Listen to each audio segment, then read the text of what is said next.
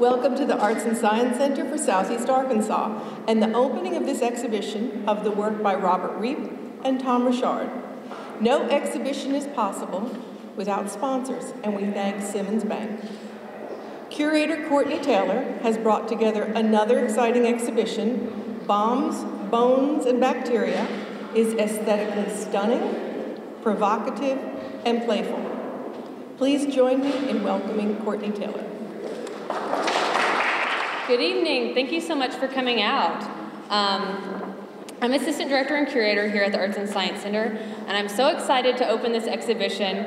Contemporary postmodern art is kind of my favorite, so I don't get to do this very often, but I hope that each of you pick up a gallery guide, check out the interactive kids area, and even our interactive kiosk here, which will be expanding to learn more about the work. There are lots of references, jokes. It's just a lot of clever puns to get you to thinking about, you know, consumer culture, and it's you kind of make your own meaning and play with it. Luckily tonight we have both the artists here, so they can tell you more about it.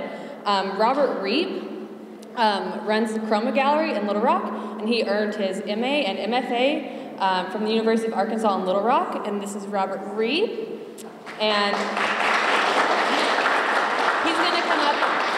he's going to come up and say a few words, and then Tom Richard will come. Tom, will you wave so everyone knows who you are? Tom teaches at the University of Arkansas at Monticello, and he received his MFA from the State University of New York.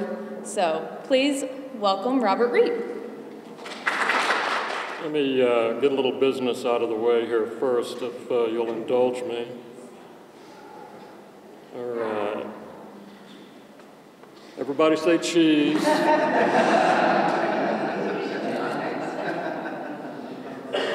right. That's going to be a competition to see who smiles the broadest. Oh, sorry. Can you hear me in the back row? First of all, let me thank Courtney and the staff here at the ASC for inviting me to participate with Tom. I had a chance to look at the show earlier, and I'm really excited about it. Courtney had the right idea. I think our work goes together quite well.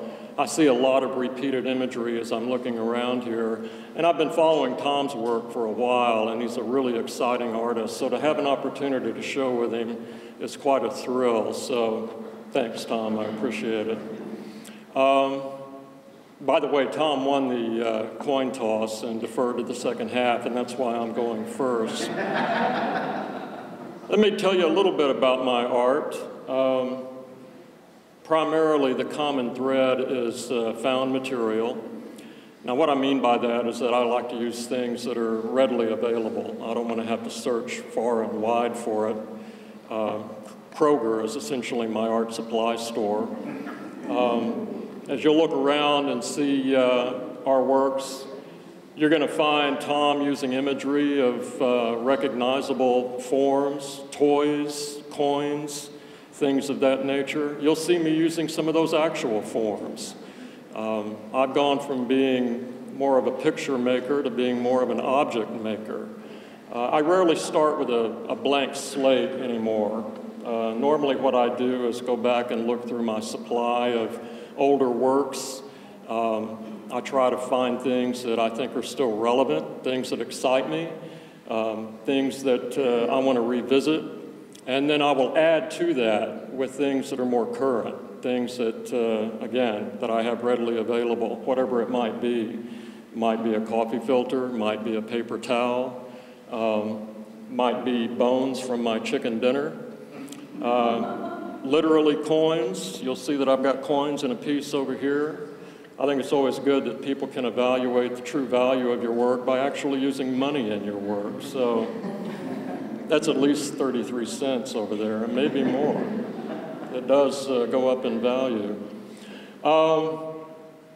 Feel free to ask me any questions as you're looking around, and as I'm wandering around, it would probably be better for me to deal with you on a one-on-one basis than it is to stand here at the podium and try to give you even a brief history of what I do. But what I do is essentially entertain myself.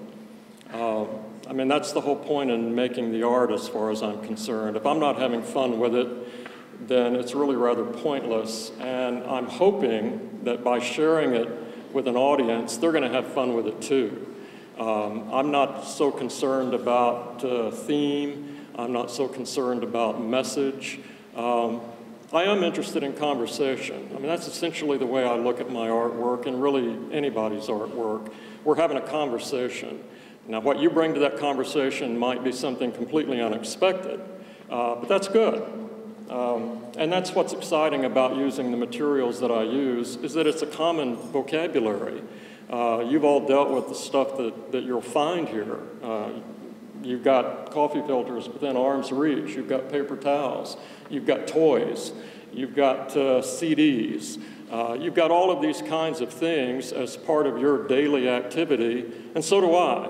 And that's where I'm looking for an influence. That's where I'm looking for literally the stuff that will become my artwork. So enjoy. I hope you enjoy. And if you have any questions, let me know. And now it's the second half. The beautiful Tom. Yeah, I also would like to thank the Arts and Science Center for hosting the exhibition, and Courtney for putting up with all my last-minute idioms, and she did a wonderful job. And a wonderful job in pairing us up together. Yeah, I've known Robert for, we've probably known each other for a decade or so, and I didn't realize the commonality of the themes that we use and the works that kind of go and play off each other really, really well.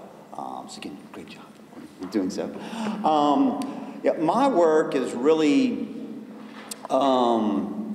also deals with the subject matter, or the concept of play.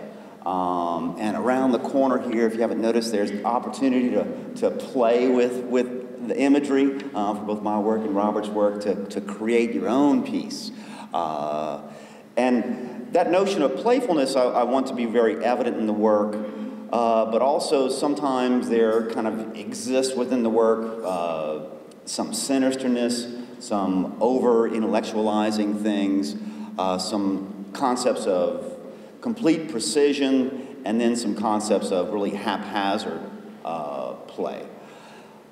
In the work that I make, I also enjoy the fact that it operates or uses a kind of narrative structural format, but I don't try to or attempt to make a concise narrative where this is a succinct intellectual kind of meaning or interpretation that is kind of correct within the piece.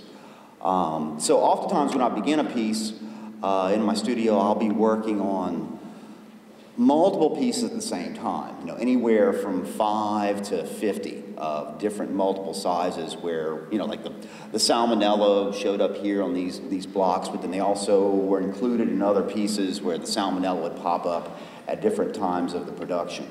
I also like to work kind of within the confines of sometimes being very precise in the ways that I'm working, like in the drawing that kind of exists here, where it's a subtractive drawing of the Army soldiers that actually was the very first thing put down on the piece of paper, but actually ends up where it looks like it's the last thing done.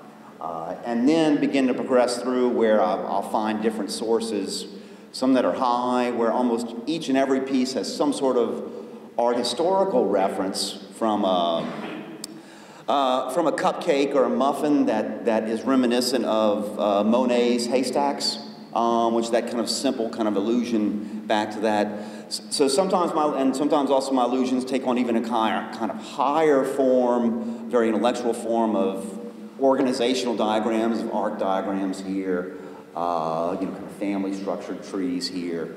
But then I'll combat that by throwing in a nuclear bomb or some peeps to take it way back down low again and not keep it up high.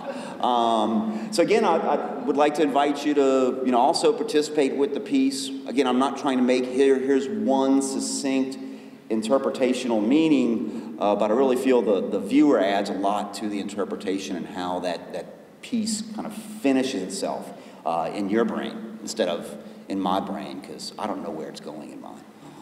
But yeah, again, if you have any questions, feel free to. I just have a comment. I just like what you just stated because my kids got me doing art history. Mm-hmm. And by you mentioning Monet, and then I see a little Dadaism a little bit. Mm-hmm. So they were actually doing those type of things, pop art. So I think this would be really good in the classroom environment when you have teachers to come in and they just got me talking about the various parts of art history. Your work speaks volumes. Mm-hmm. I mean, when you look at this playful piece back here, the kid, and it's something that the kids will have fun and not really realize they're learning. Right. Yeah, it's the funness of it, you know, and that, you know, Target show my piece reference. That piece references Masaccio, Velázquez, Cezanne. Shows up in pieces. This has Donald Sultan in it. In his Poppies, where he did Poppy series, but then also Poppies are. Any other questions? All right, well, I encourage you to catch them as they're walking around, and please go enjoy refreshments in the hallway just past the atrium. So enjoy.